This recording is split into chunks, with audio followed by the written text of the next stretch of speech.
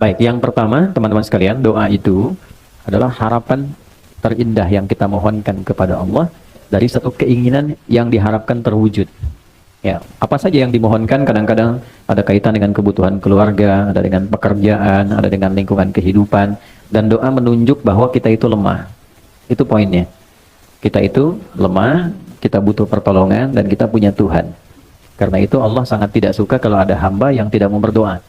Innal ladzina yastakbiruna an ibadati, sungguh orang yang menyimpulkan bahwa dia itu cukup hebat sehingga tidak mau berdoa, maka nanti diberikan oleh Allah satu tantangan untuk selamat dari neraka jahanam saat kembali ke akhirat kelak. Kalau memang kamu hebat, gak butuh doa, ya kamu silahkan lepaskan diri dari ancaman neraka jahanam itu. Nah, dengan berdoa menunjukkan kita lemah. Dengan berdoa menunjukkan kita tidak bisa menguasai segalanya. Jadi kalaupun menata pekerjaan, tidak harus menguasai semuanya.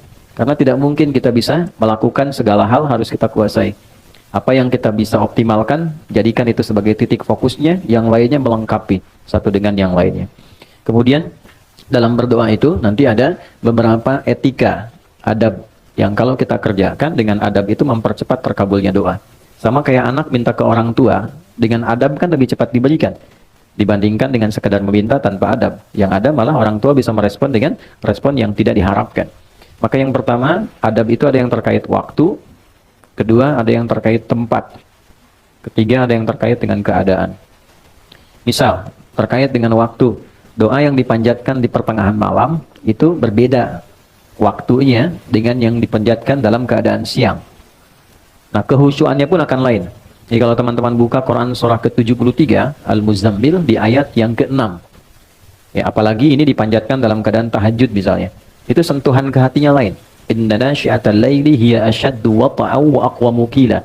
Sungguh bangun malam itu supaya kita bisa bermunajat, itu keheningan malam bisa mengantarkan kehusyuan pada permohonan kita sehingga menyentuh kepada jiwa. Karena gangguannya nggak banyak. Makanya tahajud itu kenapa utama walaupun sholat sunnah? Karena memang malam ini kita bisa melepaskan dari kepenatan dunia, menghilangkan dari berbagai macam perhatian yang memungkinkan kita tidak khusyuk dalam ibadah. Kalau siang kan yang lihat banyak, ya kan?